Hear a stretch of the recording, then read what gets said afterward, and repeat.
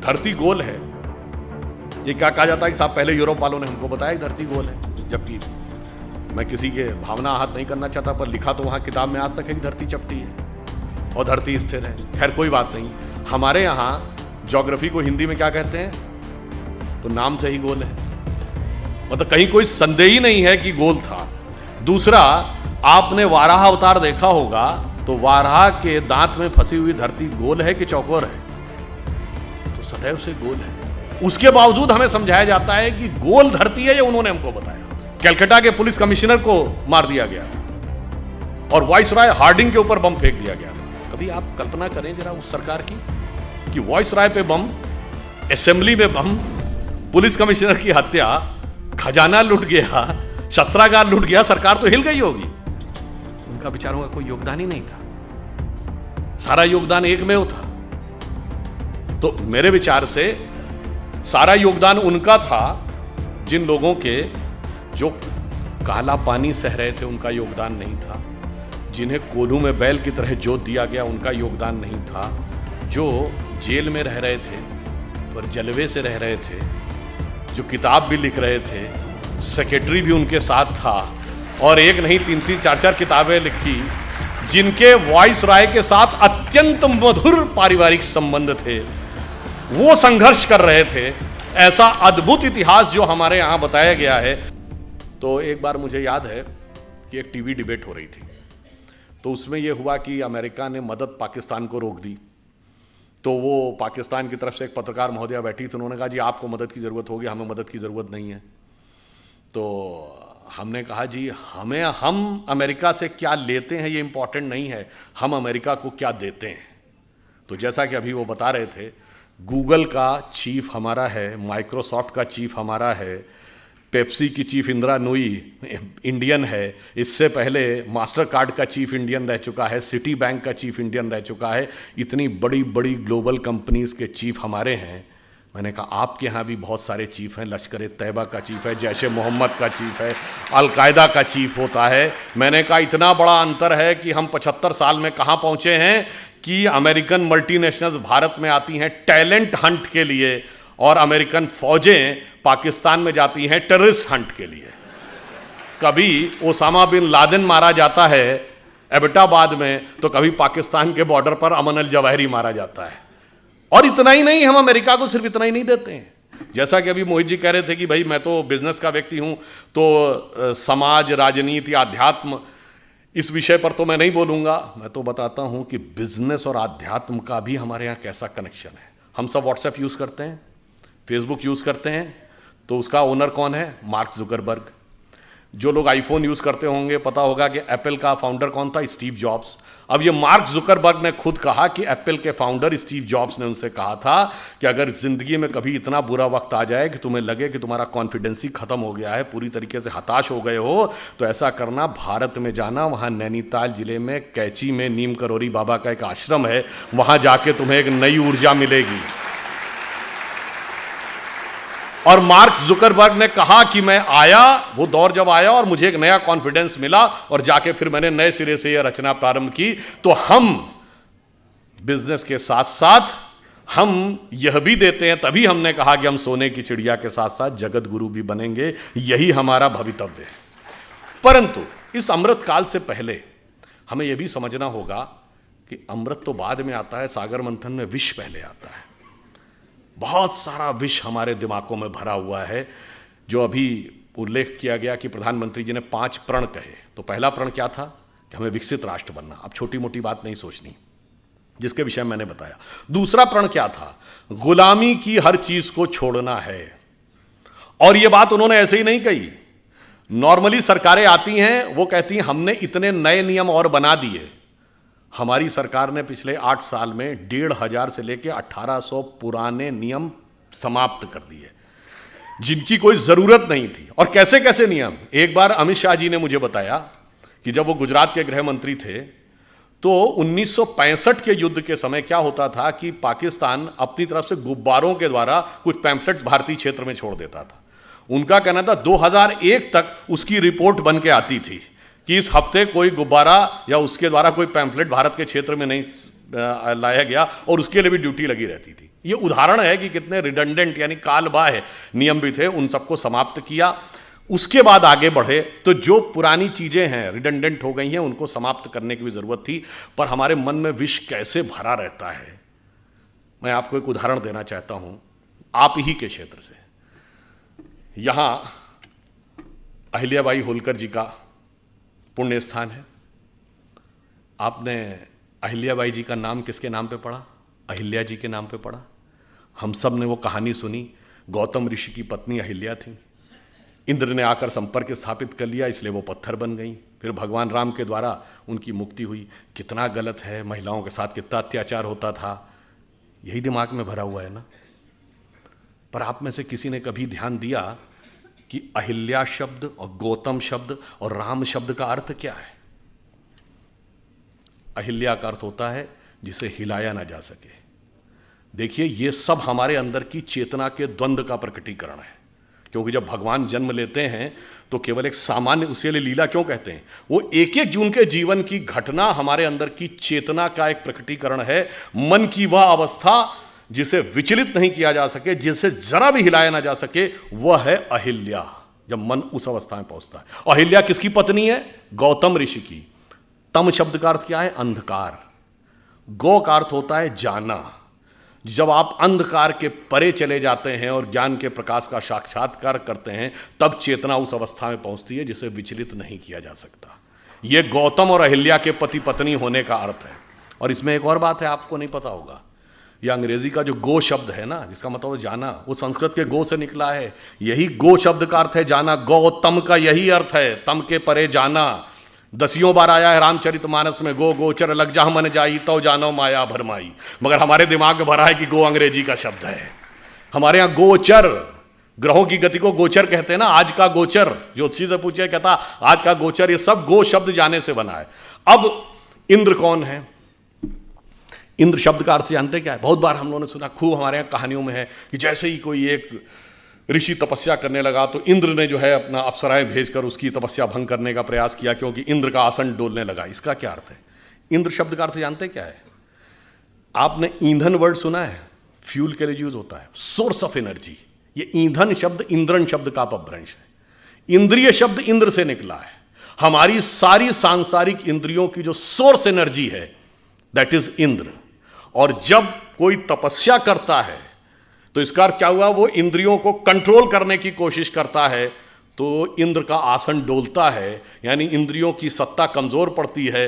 तो by law of inertia इंद्रियां सबसे ज्यादा तेजी से उसके ऊपर इनर्शिया बैक फोर्स मारती हैं। और वो सबसे ज्यादा किस पे मारेंगी? मानसिक रूप से मानेंगे, कि मन सबसे प्रबल इंद्रिय है। इसीलिए कभी आपने ध्यान ही नहीं दिया होगा कि अप्सराओं के नाम क्या? मेनका, जहां पर मन एकाग्र हो, उर्वशी, हृदय को वश में करने वाली। ये सब प्रवृत्तियां हैं जो जाकर हमारे मन पर अटैक करती हैं। तो जैसे ही इंद्रियों की शक्ति, जब आप अंधकार के परे चले गए और उसे विचलित नहीं किया जा सकता था, यदि इंद्रियों की शक्ति के प्रभाव में आ गए तो क्या हुआ? पत्थर का क्या हुआ? चेतना शक्ति का लोप हो गया। आप पदार्थ यानी सांसारिक शक्ति के रूप में रह गए। जो आध्यात्मिक चेतना थी वो चली गई। अब आध्यात्मिक चेतना दोबारा कब मिलेगी? राम शब्द का अर्थ जानते क्या होता है?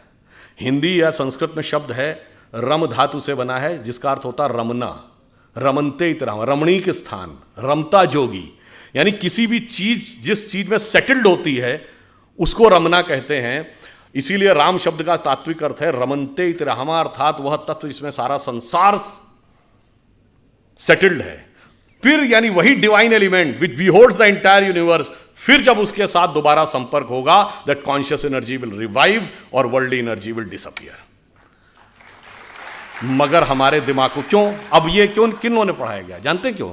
1854 में कार्ल मार्क्स ने एक आर्टिकल लिखा था शिकागो हेराल्ड ट्रिब्यून में कि हिंदू जाति चाहे जितनी भी समृद्ध हो, पर वो नंदी, बैल, बंदर, हनुमान और हाथी गणेश को पूजने वाले इसी लायक थे कि उनके ऊपर हुकूमत की जाए, क्योंकि वो मूर्ख थे।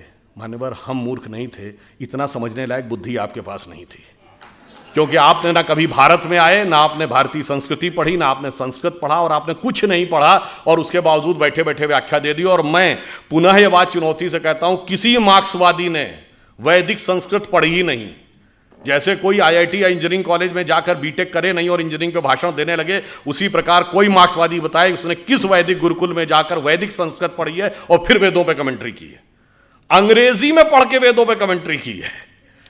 ऐसे महान महान लोग हैं। और वो मैं उदाहरण बताना चाहता हूं, जब राम जन्मभूमि का मुकदमा चल रहा था, ये सुप्रीम कोर्ट की नहीं, जब Lucknow bench of Allahabad high court में चल रहा था, तो दोनों पक्षों से कहा गया कि आप अपने अपने इतिहासकार ला सकते हैं। तो हमारी तरफ से जो इतिहासकार थे उसमें देवेंद्र स्वरूप जी थे, एसपी गुप्ता थे, ग्रोवर साहब थे, डॉक्टर हर्ष नारायण थे। उधर से ऑब्वियस कौन थे, सूरज भान थे, आर.एस. शर्मा थे, रोमिला थापर थी, यही सब लोग जिनको डी.एन. झा वगैरह, ये लोग स्वयं नहीं अपीयर होते थे, अपने प्रतिनिधियों के थ्रू होते थे। अब भाई देखिए, कोर्ट में तो राजनीति नहीं चलेगी। कोर्ट ने पूछा कि आप राम मंदिर के मुद्दे के ऊपर आए हैं, तो आप पहले ये बताइए कि आपका हिस्ट्री में विषय क्या है, एंशिएंट इंडिया विषय है क्या? तो उसमें से ज़्यादातर लोगों लिख के दीजिए एंशिएंट इंडिया हमारा विषय नहीं है। अब वहाँ खुदाई का विषय था, तो आपको पता होगा हिस्ट्री में दो ब्रांच होती ना, आर्कियोलॉजी एंड कल्चर। तो आर्कियोलॉजी खुदाई से डील करती है। उनसे पूछा गया आर्कियोलॉजी के एक्सपर्ट हैं? नहीं जी, हम उसके एक्सपर्ट भी नहीं, हमें आर्कियोलॉजी नहीं आती, यानी खुदाई वाला विषय हमें नहीं पता। चलिए, तो कल्चर का पता होगा। अब कल्चर तो किसी लैंग्वेज में लिखा रहता है, सारे डॉक्यूमेंट्स दो ही भाषाओं में थे, संस्कृत और फारसी। और मजे की बात है, सबने ये लिख के दिया है कि फारसी नहीं, उन्हें संस्कृत भी नहीं आती है।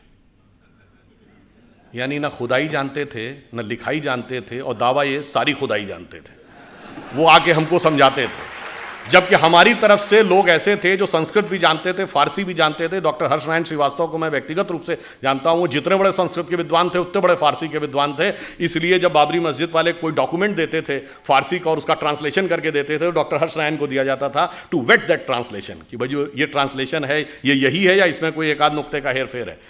इससे आप समझिए कि किस प्रकार की चीजें हमारे दिमागों में भरी गई और हमारा दिमाग किस तरीके से उन सारी चीजों से इफेक्ट हो गया, और किन लोगों ने भरी जिनको उसका कुछ भी ABCD नहीं आती थी। वैसे ऑन द लाइटर नोट में कहूं, जब ये देवी अहिल्या जी वाला उल्लेख आता है, तो तुलसीदास जी का जो पूरा साहित्य है ना, वो पूरा एक गंभीर राम भक्त साहित्य माना जाता है। पर एक ही आध जगह तुलसीदास जी ने हास्य रस का भी उल्लेख किया है। कवितावली में वो लिखते हैं कि जब भगवान राम चित्रकूट पहुंचते हैं, तो वहाँ के जब साधु सन्यासियों को पता चलता है कि भगवान राम आए हैं, तो वो बेचारे वर्षों बरस से व्रत कर रहे थे, तपस्या कर रहे थे, तो उनको लगा कि इनके पैर के स्पर्श होने से कोई पत्थर की शिला स्त्री बन जाती है। तो सब एक एक शिला लेके आ गए कि शायद ये एक सुंदर स्त्री बन जाए तो मेरा भी जीवन जो कष्ट का है कोई मुझे भी अच्छे ढंग से हमारा सहयोग करने के लिए मिल जाए। तो उसको उन्होंने लिखा है कि विंध्य के वासी उदासी तपोव्रत धारी महाबिनु नारी दुखारे, और गौतम तीय तरी तुलसी सो कथा सुनिबे मुनि वृंद पखारे, होए हैं शिला सब चंद्रमुखी परसे पद मंजुल कंज तिहारे, और कीन भली रघुनायक जीव करना करी कानन को पगधारे। तो मतलब उन्होंने हास्य का भी प्रयोग किया। ये तो एक चीज हुई। अब दूसरी बात आई है, जिस जमाने में देवी अहिल्याबाई होलकर यहां पे रूल कर रही थी, 18th सेंचुरी, आपको पता है उस समय यूरोप में क्या था? 1542 से वहां पर विचक्राफ्ट एक्ट था। विचक्राफ्ट एक्ट का मतलब होता किसी भी महिला को चुड़ैल घोषित करके जला दिया जाता था। और वो समय जब भारत में चाहे रानी अहिल्याबाई हो, रानी दुर्गावती हो, कित्तूर की रानी चेन्नम्मा हो, वो मध्यकाल का दौर, चाहे छोटे मोटे राज्यों की रानी अबक्का हो या रानी लक्ष्मीबाई हो, वो यहां शासन कर रही थी। और वो लोग, और कौन, कोई भी चर्च घोषित कर देता था कि ये चुड़ैल है और उसको जला दिया जाता था। ये बाई पार्लियामेंट ये एक्ट था, ये ब्रिटिश पार्लियामेंट का एक्ट है। और आपको पता है वो एक्ट कब तक रहा है? 1951, 1951 में वो एक्ट रिपील किया गया है। और वो लोग हमको ज्ञान देते थे कि महिला समानता आप यहां नहीं है, महिला समानता तुम्हारे यहां थी। आपको पता है अंग्रेजी का ये शब्द विच हंट आप सबने सुना होगा। ये विच हंट शब्द उसी विचक्राफ्ट एक्ट से निकला है कि किसी भी औरत को विच घोषित करके फिर उसको पकड़ना और पकड़ के मौत के घाट उतार देना। हकीकत यह है कि विच हंट करने वालों ने हमारे खिलाफ विच हंट किया है कि हमें कहां कहां पे नीचा दिखाया जा सकता है। और इसलिए मैं ये कहना चाहता हूं, हमारे यहां स्थिति ये थी, ये तो हुई रूल करने की बात। वैदिक काल में 20-22 ऐसी विदुषी महिलाएं हैं, गार्गी, अपाला, लोपमुद्रा, मैत्रेयी, जिन्होंने बाकायदा वेदों पर व्याख्यान किया है, शास्त्रार्थ किया है, याज्ञवल्क्य का गार्गी के साथ शास्त्रार्थ, संध्या का ऋषि मेधातिथि के साथ शास्त्रार्थ। हम चुनौती के साथ कहते हैं दुनिया में कोई दूसरी धर्म संस्कृति बताइए जो धर्म ग्रंथ के ऊपर पहले तो डिस्कशन का पावर देती हो और डिस्कशन का पावर महिला को देती हो। फिर उन्होंने हमको समझाया कि साहब आप जो थे वो समानता नहीं देते थे। और उससे भी बड़ा, मैं पहले भी कई बार बता चुका हूं कि सबसे प्रख्यात शास्त्रार्थ कौन है? आचार्य शंकर और मंडन मिश्र का। और उसमें न्यायाधीश कौन थी? मंडन मिश्र की पत्नी उभय भारती। अब बताइए दुनिया में कहीं ऐसा है कि धर्म के ऊपर, धर्म ग्रंथ पे डिस्कशन का स्कोप हो और उसकी डिस्कशन के स्कोप में पार्टिसिपेट करने का ही नहीं, ज्यूरी बनने का, चीफ ज्यूरी बनने का अधिकार किसी स्त्री को होता हो, यह सिर्फ हमारे यहां था। इसलिए उसके बाद हमें यह समझाया गया कि साहब नहीं, आप जो थे वो समानता के पक्षधर नहीं थे, हम समानता के पक्षधर थे। जबकि हमारे यहां तो महानता यह है कि विश्व की किसी भी सभ्यता या संस्कृति की कल्पना की पराकाष्ठा क्या होती है? वो होती है उस संस्कृति के द्वारा की गई ईश्वर की परिकल्पना।